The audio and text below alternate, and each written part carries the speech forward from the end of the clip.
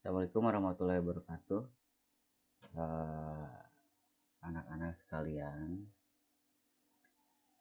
kita lanjutkan bab dampak sosial informatika untuk part 2-nya ya. Tapi kita ulas dulu yang kemarin ini. Ya, kolaborasi di dunia maya itu. Nah, di dunia pendidikan dikenal dengan istilah pembelajaran kolaboratif. Dalam pembelajaran ini dibutuhkan kolaborasi agar tumbuh kesadaran interaksi sosial dan mewujudkan pembelajaran bermakna gitu. Kolaborasi maya sering disebut juga kolaborasi virtual atau daring. Ya, makanya Bapak bikin konten juga ini termasuk dari implementasinya supaya apa? Kamu bisa melihat kemudian tugasnya bersangkutan dengan konten ini dan nanti juga kamu akan melakukan apa pengerjaan tugas yang menggunakan TIK juga ya. Nanti kamu bisa kirim email. Kita lanjut dulu. Nah, jadi nanti kita gunakan ini nih, produk-produk Google ini nih. Ada Google. Nah, Gmail ini bakal terpakai untuk Google Docs dan Google Sheet. Mungkin nanti lagi. Zoom juga mungkin di pertemuan yang lainnya. Ya. Nah, berikutnya sub materi dari dampak sosial informatika adalah mengenai media sosial. Media sosial itu apa? Nah, di sini disebutkan bahwa media sosial adalah media interaktif yang memungkinkan penggunanya untuk berkreasi, menuliskan ide dan ekspresi serta membagikan informasi tersebut dalam komunitas virtual. Nah, media interaktif. Interaktif itu apa? Interaktif itu bersifat interaksi berarti ya, ada interaksi. Interaksi itu apa? Berarti hubungan ada dua arah ya antar pengguna. Jadi minimal ada dua pengguna itu disebut interaksi gitu. Kalau ada komunikasi cuma satu arah itu informasi ya, informasi saja. Kalau dua arah itu interaksi disebutnya ya.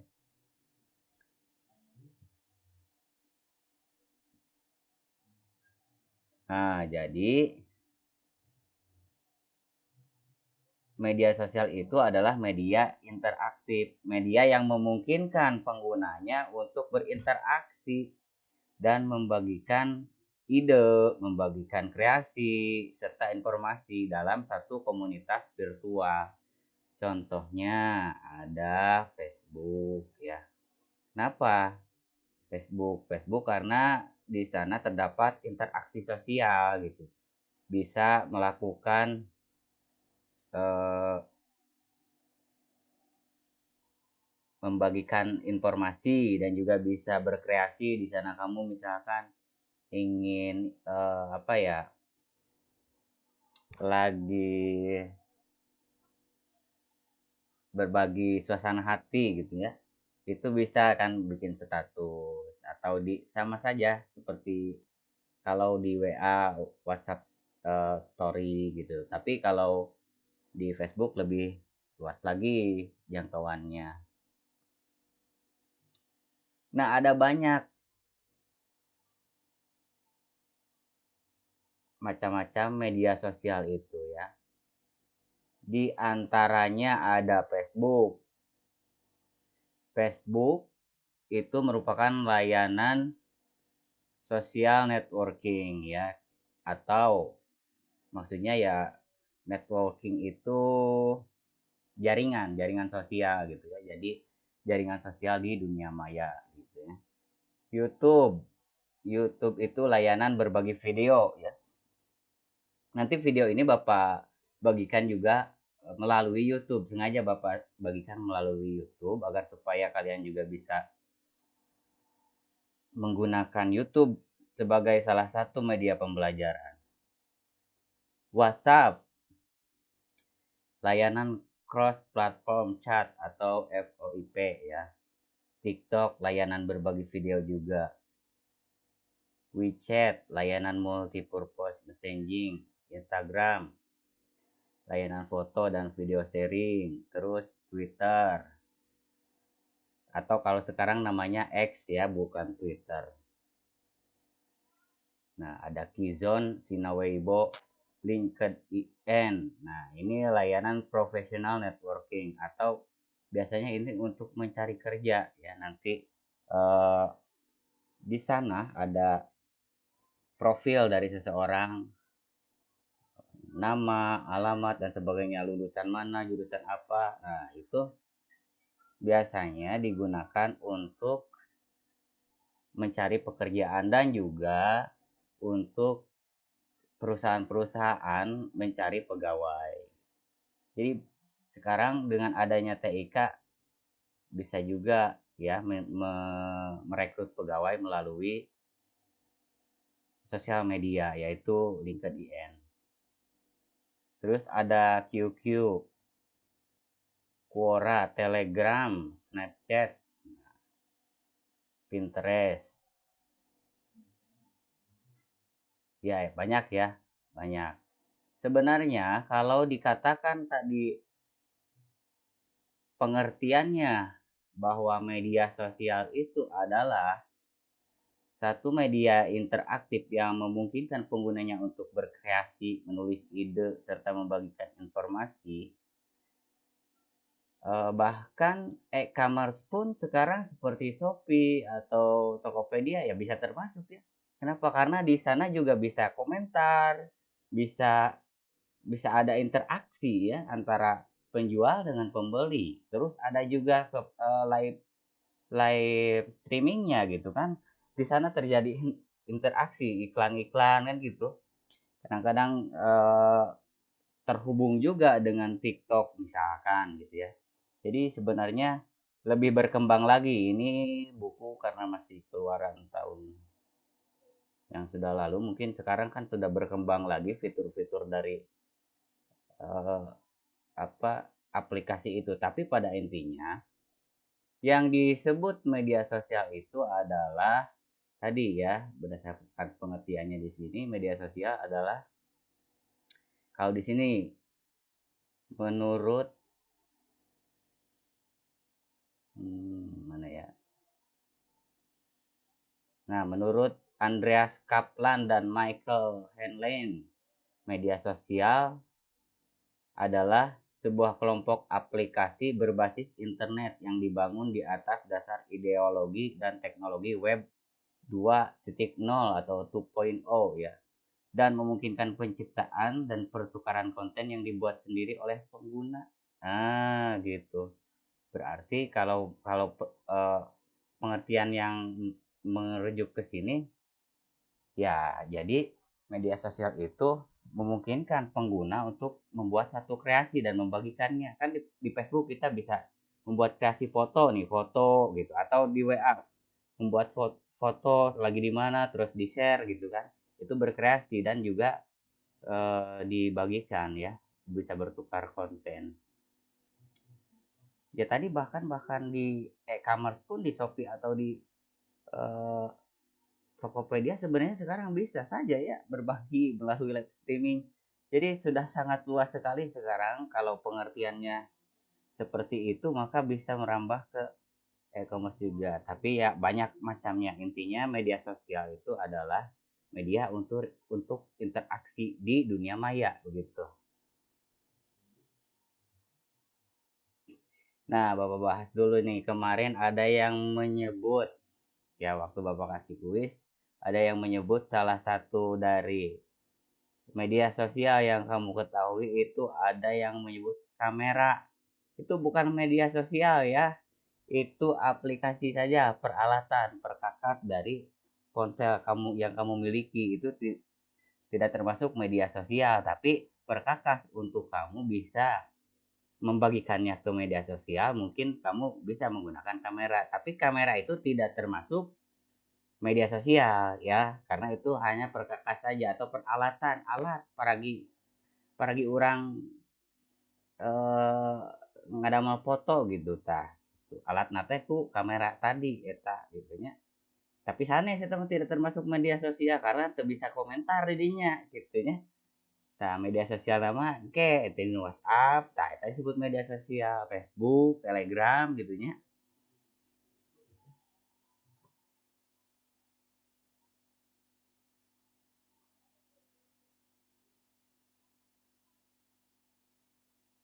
Nah, kita bahas di sini mengenai dampak sosial yang diakibatkan oleh media sosial. Itu bisa positif, bisa negatif. Kalau tadi di atas itu ada dampak dari TIK, sekarang kita bahas mengenai dampak dari media sosialnya. Nah, media sosial bisa berdampak positif, bisa juga berdampak negatif. Untuk dampak positif yang pertama di sini ada kedekatan sosial antar pengguna. Ya, karena yang jauh tadinya tidak dimungkinkan untuk bisa kenal melalui aktivitas fisik, karena di dunia maya bisa kenal, ya jadi bisa lebih dekat gitu. Itu adalah salah satu hal yang positifnya. Kemudian yang kedua, mempermudah komunikasi. Ya jelas, karena dengan adanya media sosial kita bisa melakukan komunikasi tanpa adanya aktivitas fisik yang langsung gitu. Kemudian proses rekrutmen karyawan ya tadi yang LinkedIn itu ya itu jadi untuk mencari pegawai sekarang bisa melalui media sosial ya. Penegakan hukum dan investigasi ya, foto-foto pelanggaran hukum yang diposting di media sosial dapat digunakan oleh pihak berwenang untuk menindaklanjuti dan ya, jadi melalui media sosial juga bisa bisa menginvestigasi kalau ada kasus atau ada misalkan ada kasus apa ya kejahatan. Nah, bisa itu ditemukan penyebabnya atau penyelesaiannya dengan mencari atau mengidentifikasi aktivitas media sosial seseorang gitu ya. Kalau kalau tidak ada media sosial, oh ya cukup ini juga ya, cukup kurang kurang kurang mendalam gitu. Jadi dengan adanya media sosial ini juga bisa berdampak positif dalam penegakan hukum ya, karena bisa terekam di media sosial itu. Beda dengan sekarang kalau aktivitas fisik. Kamu ada aktivitas misalkan pergi ke pasar ternyata kamu murah HP-na gitu nya, murah HP-na terus kan itu aktivitas fisik. Nah, terus ada yang ngambil misalkan. Tapi nggak ada yang tahu ya. Tapi kalau misalkan ternyata ada seseorang yang memposting gitu ya, bisa jadi gitu ya, bisa jadi nanti ketemu sehingga kamu bisa mendapatkan lagi handphone kamu gitu ya. Bisa jadi itu satu hal yang bisa terjadi dalam proses penegakan hukum. Ya, Bapak tidak ingin mencontohkan yang lebih kriminal lagi. Ya, itu aja contohnya, contoh yang sederhana. Berikutnya, nomor 5 ada media sosial memiliki platform yang dapat diisi dengan games ya. Di media sosial pun bisa ada game ya. Permainan juga terdapat di media sosial. Nah, tapi selain sisi positif, media sosial juga terdapat atau bisa berdampak yang negatif juga. Yang pertama adalah kesehatan emosional ya. Jadi dengan adanya media sosial itu emosi bisa lebih cepat berekspresi gitu, bisa bisa lebih cepat respon. Terus kan di sana juga ada cyberbullying, ada potensi cyberbullying, ada juga ketagihan internet, sehingga hal-hal tersebut bisa berdampak pada kesehatan emosi ya. Kesehatan emosi kita itu bisa terganggu gitu ya. Itu kurang baik. Dengan adanya media sosial kamu bisa lebih baper, gampang baper, padahal kudu baper gitu nya biasa wae gitu. Karena terlalu banyak informasi yang masuk gitu. Jadi baper gitu kan, gitu. Kemudian yang kedua ada berita bohong atau berita palsu atau hate speech. Ya, jadi media sosial juga seringkali dipakai oleh orang-orang yang tidak bertanggung jawab untuk melakukan ujaran kebencian, memfitnah, memprovokasi gitu. Sehingga kegiatannya tersebut atau kejahatannya tersebut bisa lebih cepat bisa lebih cepat menyebar gitu. Nah, itu kan termasuk salah satu hal yang negatif dari dampak media sosial. Kemudian dampak negatif lainnya adalah pencurian data ya. Ya, kadang-kadang di media sosial juga kita berbagi data-data itu tanpa filter itu ya. Padahal kamu itu kalau membagikan kegiatan-kegiatan atau hal-hal apapun di media sosial itu harus ada filter. Kudu aya palengerannya, ulah padu wae gitu. Berikutnya kita bahas mengenai informasi pribadi dan hukum privasi. Informasi pribadi adalah informasi tentang diri seseorang. Informasi pribadi dikenal dengan dua istilah, yaitu informasi personal dan informasi privat. Nah, jadi informasi pribadi itu ada dua. Ada informasi personal dan ada informasi privat.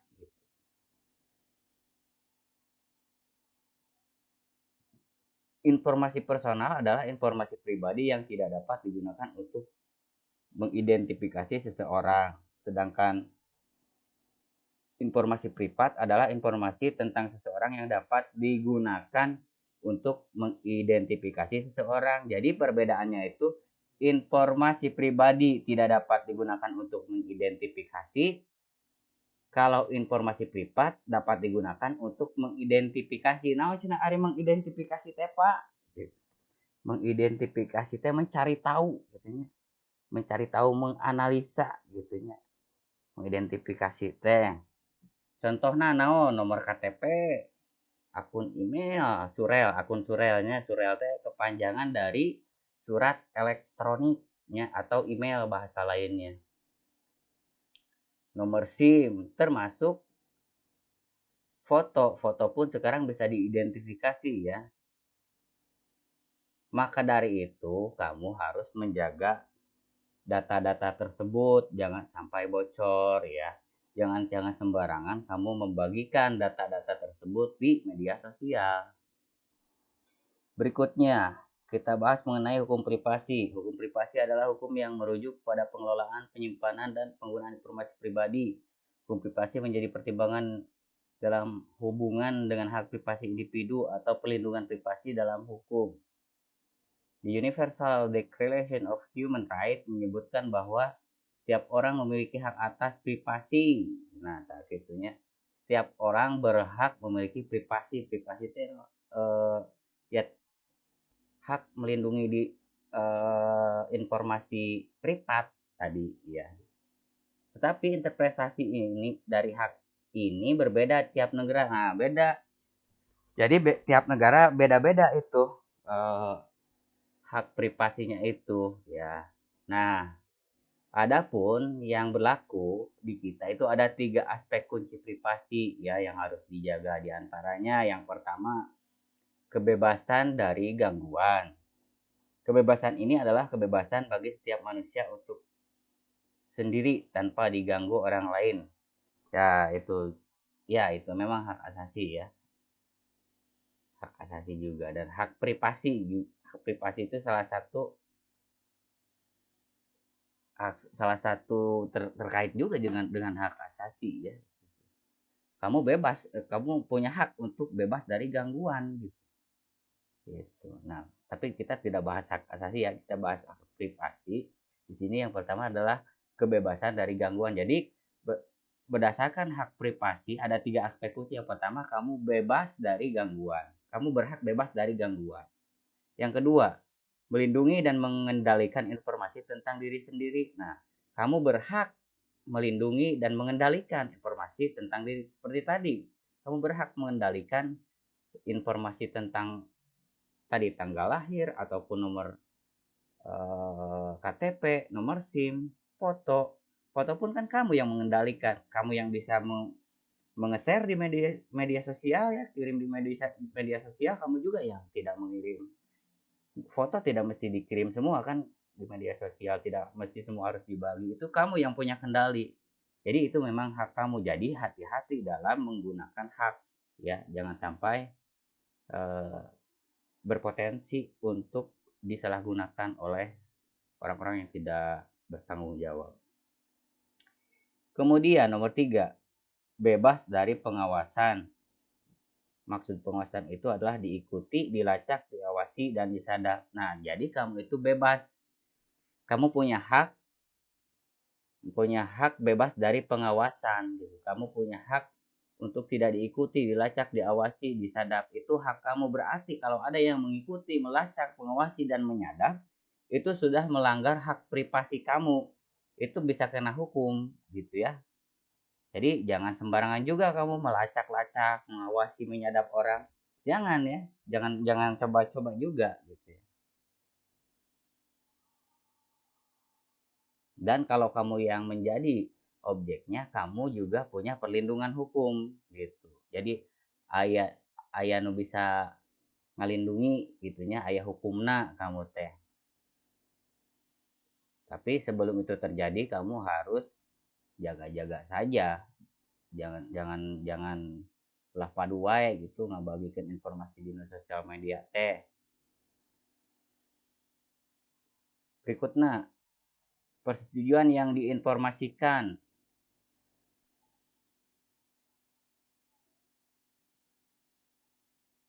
Ya, intinya setiap informasi pribadi yang dibagikan itu harus selalu ada persetujuan dulu ya. Jadi kalau misalkan kamu mau daftar TikTok, rek ngadamel akun TikTok, kan itu suka ada syarat dan ketentuan ya, suka ada checklistnya. Nah, itu kalau tidak kamu checklist, ya tidak bisa kamu ikut.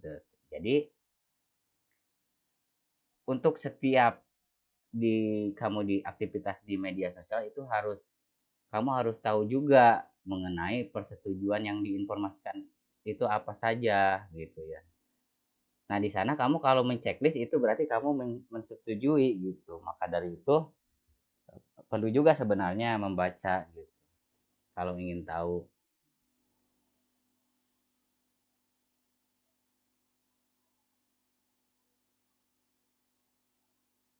Ya, jadi sekian saja ya anak-anak untuk bab dari dampak sosial informatika. Berikutnya kalian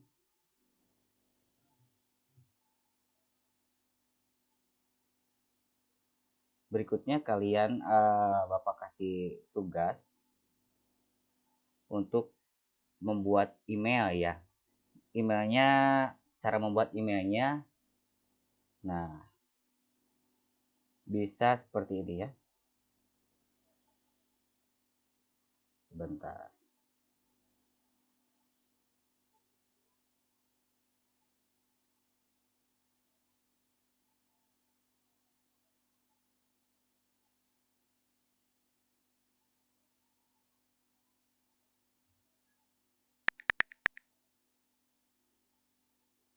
Pertama buka browser ya, buka browser kamu. Aya Google Chrome didinya ya, buka Google Chrome. Terus klik yahoo.co.id.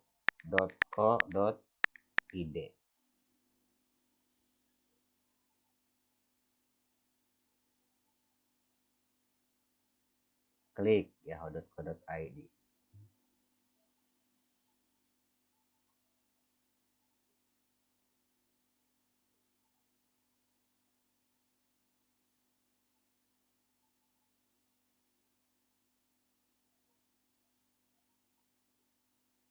Lalu kamu klik gambar surat, gambar amplop ini, klik untuk login Yahoo. Nah, di sini kamu buat akun. Nah, nama akunnya kamu, nama depannya informatika ya, formatnya informatika. Nama belakangnya, nama kamu misalkan Ujang. Terus kelasnya kelas 7. Bulan lahir misalkan bulan 8 ya. Ujang. Oh,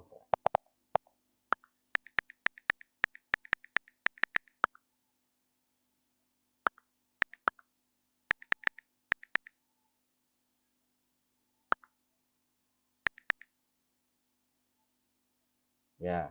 Kemudian masukkan kata sandinya. Kata sandinya apa saja ya, boleh ya.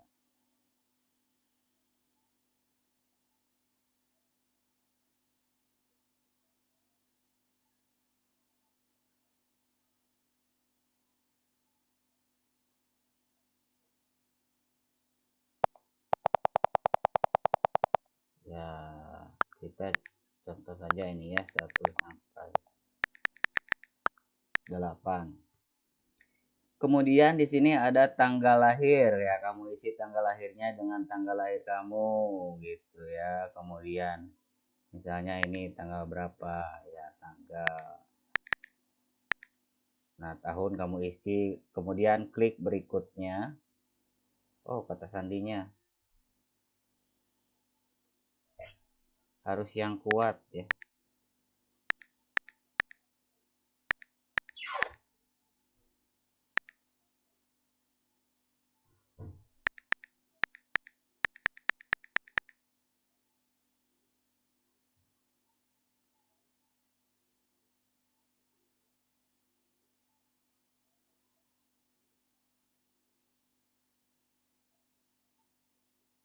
Nah, gitu. Nah, kamu harus punya WhatsApp.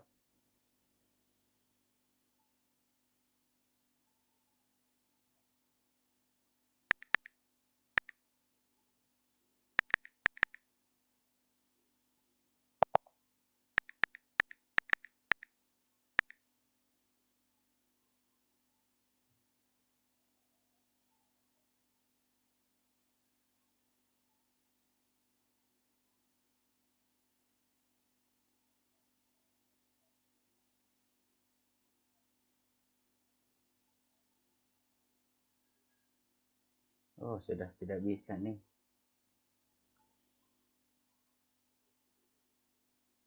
Ya, sudah itu aja ya.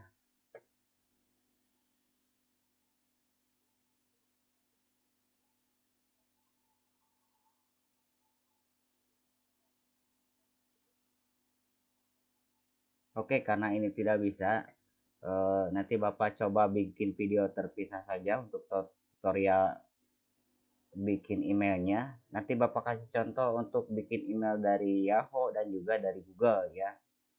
Nanti kamu lakukan yang dari Google saja supaya lebih simpel ya. Untuk sekarang ya kita cukupkan dulu materinya, Bapak akhiri. Assalamualaikum warahmatullahi wabarakatuh.